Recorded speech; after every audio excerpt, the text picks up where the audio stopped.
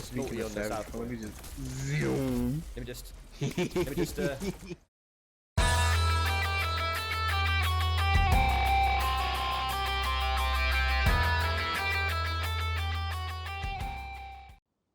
Alright lads, welcome back to the channel. Today is a highly requested video in terms of people on my Twitch. They're saying to me, oh, what's the repeaters build? What is it? What is it? I'm like, okay.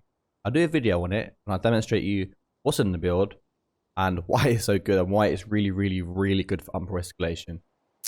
So as you know, I'm not really a repeater player, but since Umbral Escalation's come out, I've really took a shine to actually using them and I've given them a proper go, and this is the best build I could come up with for breaking parts, because I haven't really seen that many videos on YouTube so far which address breaking parts, especially on Thrax. So this build really does do that. But before I do carry on, it's a little bit of a disclaimer. This build works best, I'm not saying you need to, but it works best with someone who's running either acidic to expose wounds, or just in general a pike user that's exposing wounds just in general. So yeah, this build can be used without a pike user on your team or whatever, but obviously with a Savagery, in my opinion, is its best. When there's a wound exposed, that's when you're going to make the mess out of this build. And trust me, as soon as the wound's exposed, it breaks almost instantly if you empower your shots properly. Like I said, I'm quite new to repeaters. I haven't really used them apart from Twin Suns. I really like the Twin Suns. And I find repeaters quite boring, but for some reason, I've had a blast using this build. And like I said, it breaks everything. So we're going to get into the gameplay in just a moment. I'm going to quickly explain to you the build, because that's obviously the main part and everyone wants to know what's in it. So first, Austin repeaters, obviously. Level 15. Boom. Cunning +3. Evasion. You can change this, by the way, to whatever you want. I just like evasion on my repeaters. Dawnstar barrel. Once again, this is subjective to whatever you'd rather, but obviously because we're in Umbral Escalation, I just went with a Dawnstar barrel. Marksman chamber. This is definitely needed to fire the marksman bullet onto a behemoth spot, so you can concentrate that with the precision sights. Obviously, the captain's grips gives you a buff to grant you more attack speed, and when collected, it empowers and grants the same buff to all slayers. So that's really good.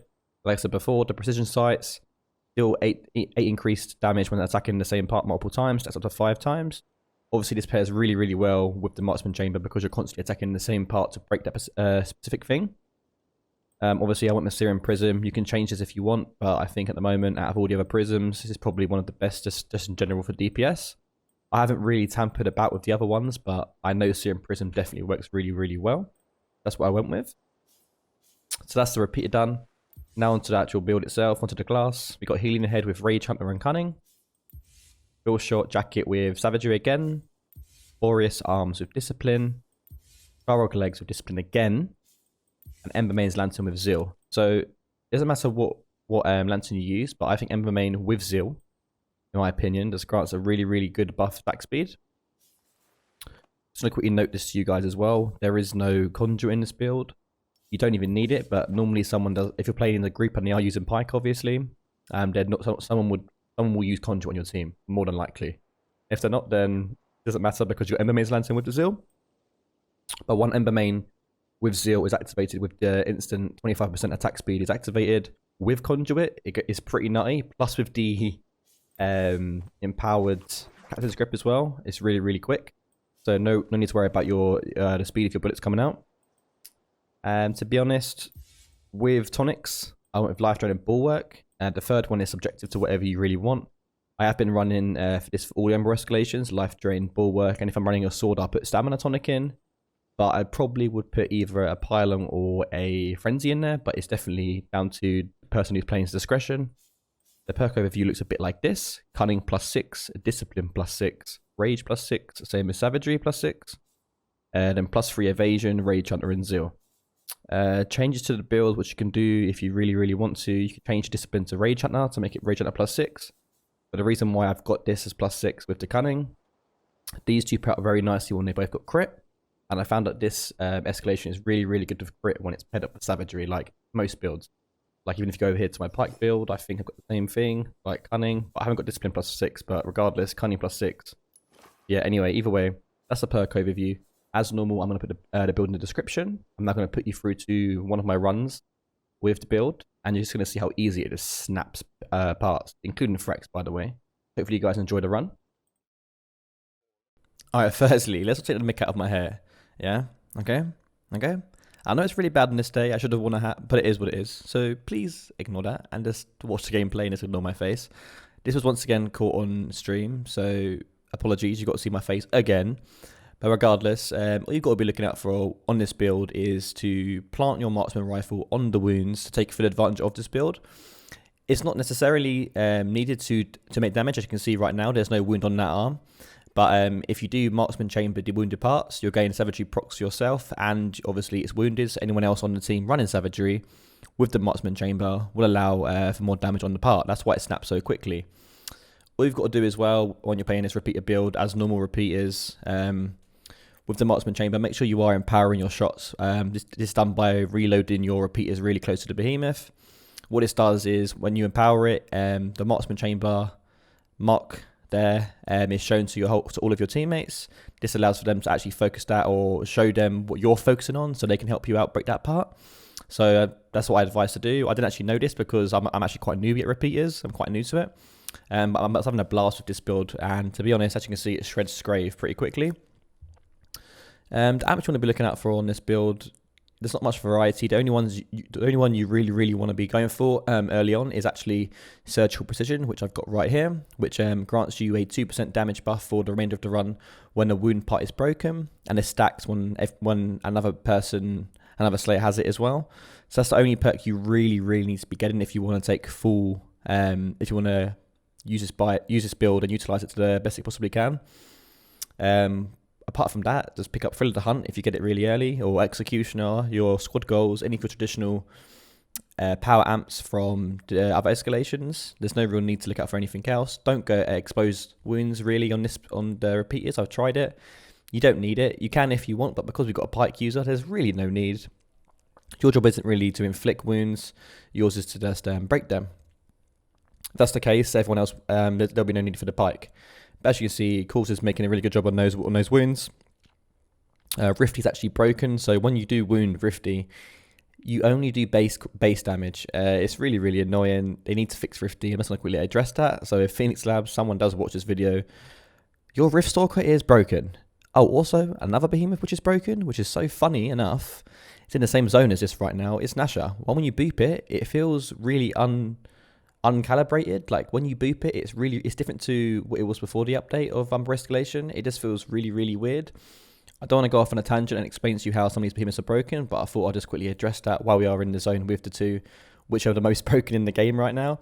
But to be honest, Rifty's the worst one right now. He just bugs. You can't attack him sometimes, and then as you can see right now, it's just base core damage and the occasional part damage. But yeah, Rifty is really a bad example to show you this build because of his bug state right now. So when we move on to Nasher, you're going to see the parts snap really quickly on him. I think Rifty, yeah, as you go there, the marksman chamber there, I hit 2k, so I was lucky there. He's still not as bugged as he normally is, but right now you can see it's just base core damage on Rifty. With that being said, either way, he's dead. We've got Nash to deal with now. Just going to quickly show you how this snaps really good.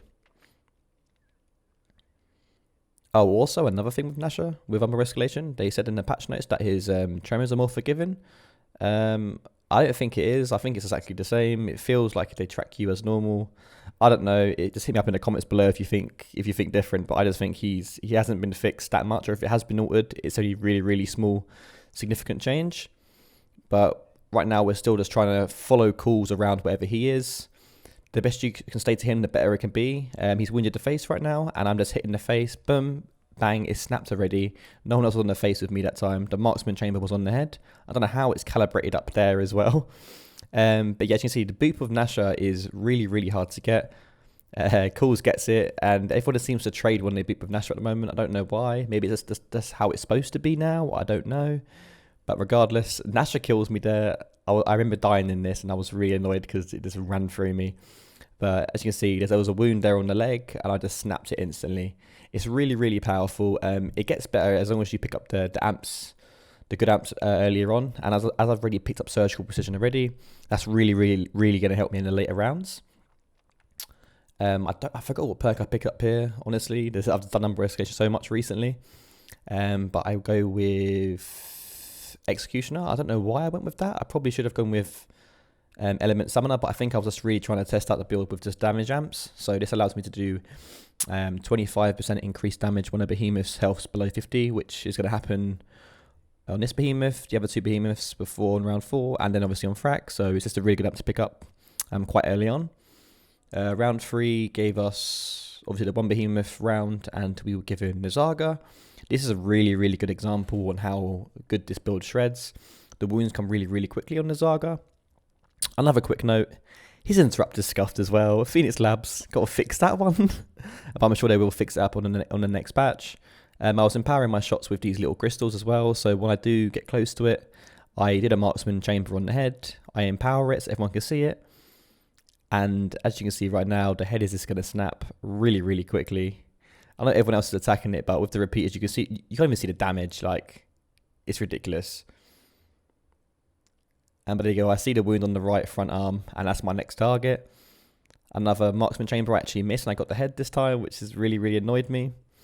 But yeah, the dodging of this game now as well was actually really, really nice with the iframes. With when you do actually pull off a dodge, you get that little shadow clone and that little ding noise. It's really, really satisfying. So good job on that one, Phoenix Labs as well.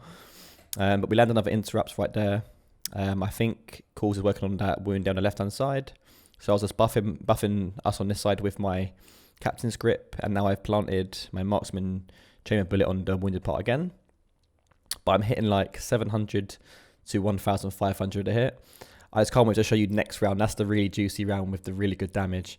As you can see, my damage is going up every single round. It's going nearly sometimes like 500 a hit, depending if it's empowered or not. But we make short work of it, and everything's really snapping because Ragnar's also using the repeaters as well. But anyway, we move on to round 4. I haven't really used any heals either. I think I've used a bulwark, a couple of life drains, but that's about it. And then my fourth round pick, I chose, for some reason, I just hypocritically went with exposed wounds. I think I went with this on this one because I wanted to test it out to see if the wounds did come quicker. I think that was a really stupid choice. I wasn't supposed to go for that normally, but don't pick up that amp. It's a really bad choice for this build. There's no need, as I've already said. If you're running solo, on the other hand, then cool, go for exposed wounds. But in a group, don't go for it. Anyways, we got Shrike and we got Quill Shot. These two snap really, really quickly. Calls goes to the Shrike. I go straight away to the Quill Shot, which was, I don't know why. I think because I picked up exposed wounds, I was going to test it out. But then I was like, nope, I want to go with Calls anyway. I'm really just buying my time now, waiting for the wounds to come from the Warpike.